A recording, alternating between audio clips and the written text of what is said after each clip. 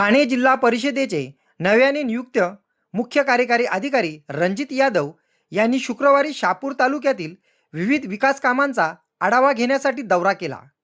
या दौऱ्यात त्यांनी आसनगाव येथील अंगणवाडी, वनराई बंधारा व नागरी सुविधा रस्त्याची पाहणी केली.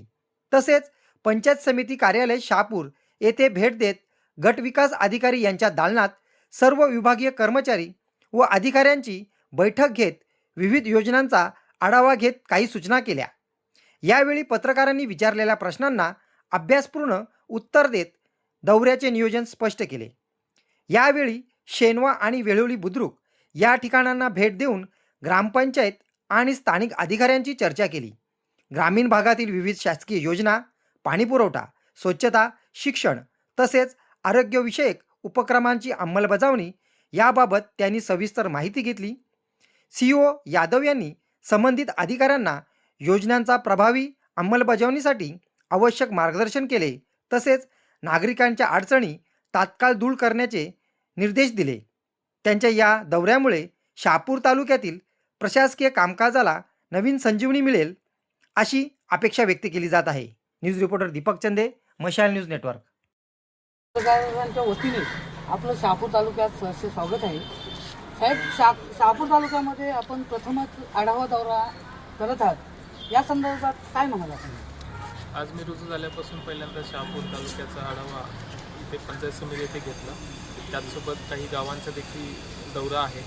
यामध्ये प्रामुख्याने मुख्यमंत्री समृद्ध पंचायत राज अभियान, त्याचबरोबर आमचे जे PM आवास योजना असेल, PM जनमन योजना असेल, यासारख्या योजनांचा आढावा घेतलेला आहे व त्या योजना कालबद्धरित्या कशा पूर्ण करता येतील याबद्दल सर्व HODs तसेच BDO यांना इन्स्ट्रक्शन केलेलं आहे. या दौऱ्याची हा दौरा माझ्यासाठी महत्त्वाचा होता, कारण या तालुक्याची ओळख व्हावी आणि शहापूर म्हणलं तर आपल्या यामध्ये ज्या काही समस्या आहेत, आदिवासी विकास विभागाच्या माध्यमातून आपण कसं काम करता येईल कॉन्व्हर्जन्सने, याबद्दल देखील हा दौरा महत्त्वाचा होता.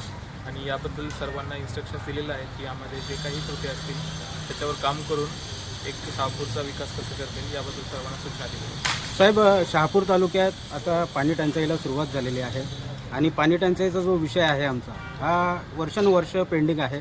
म्हणजे आत्ता जानेवारीपासूनच तर जूनपर्यंत ही पाणी टंचाई राहते.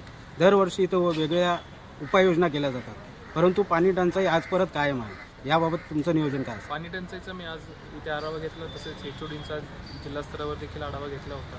त्यांचा आराखडा तयार आहे, पण नेक्स्ट इयरपासून आपण नेक्स्ट इयरचा जो टंचाई आराखड्यामध्ये टँकरची संख्या कशी कमी करता येईल याबद्दल यावर्षीपासूनच काही नियोजनरित्या प्लॅन करता येते का, तर याबद्दल आम्ही HODने इन्स्ट्रक्शन दिले आहेत. त्याचबरोबर वनराई बंधारे व आपले जे पाणी अडवा, पाणी जिरवा यासारख्या संकल्पनातून, लोकसहभागातून या संकल्पनांना कसा आपण न्यूजमध्ये आणता येईल याबद्दल देखील स्थानिक लोकप्रतिनिधींना व ग्रामसेवकांना सूचना दिल्या. जलजीवनच्या योजना अनेक रखडल्या, हा देखील मोठा प्रश्न शहापूरमध्ये निर्माण झाला आहे. काहीशा प्रमाणातच योजना सुरू आहेत, अनेक रखडल्यात. काय ते याबद्दल मी जिल्हास्तरीय आढावा घेतला होता व त्याची आम्ही मागणी केंद्राकडे व राज्य सरकारकडे केली आहे.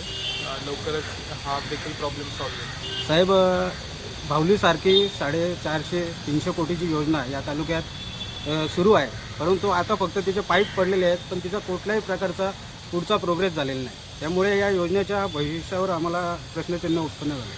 नाही, याबद्दल देखील HODंच्या मीटिंगमध्ये आमची चर्चा झाली होती आणि हा मार्ग कसा लावता येईल याबद्दल आम्ही प्रयत्न करू. साहेब, शेवटचा एक प्रश्न. साहेब, शहापूर तालुक्यातील दुर्गम जिल्हा परिषद शाळा दापूर मार्ग या ठिकाणी साहेब भारत देश स्वतंत्र होऊन देखील त्या ठिकाणी जायला रस्ता नव्हता. त्या ठिकाणी शाळेतील विद्यार्थी हे एका मोडकलीत आलेल्या इमारतीमध्ये शिकत होते. साहेब, आपण जेव्हा ती बातमी लावली तेव्हा तत्कालीन CO घुगे साहेबांनी ज्या ठिकाणी अद्याप साहेब ग्रामपंचायत सदस्य देखील तिथे पोहोचला नव्हता, ते IAS ऑफिसर त्या ठिकाणी गेला आणि ते प्रश्न असतील त्यांनी आढावा घेऊन तात्काळ मार्गी लागतील असे आश्वासन दिले. साहेब, रस्त्याचं काम चालू होतं, आता तिथे ते बंद झालेले. साहेब, आपण यासाठी काही नियोजन करणार? तत्कालीन CO सर घुगे सरांनी जे दौरा केला होता व त्याचबरोबर बाकीचे HOD असतील त्यांनी देखील दौरा केला होता. यामधून त्यांनी काही निरीक्षणे आणि अहवाल सादर केला होता. त्या दृष्टिकोनातून तिथे पाण्याचे काम चालू असेल, त्याचबरोबर रस्त्याचे काम चालू असेल, काही वन विभागाच्या रिलेटेड काही NOCs पेंडिंग होत्या, त्या देखील भेटलेल्या आहेत. जो सरांनी ज्यावेळी इन्स्ट्रक्शन दिले होते त्या आम्ही नक्कीच पुढे साकार करू. तो निधी आपण फक्त रस्त्याचं काम थांबले जर आपण साहेब याकडे हो, नक्कीच लक्ष देणार आणि लवकरात लवकर याच्यावर धन्यवाद.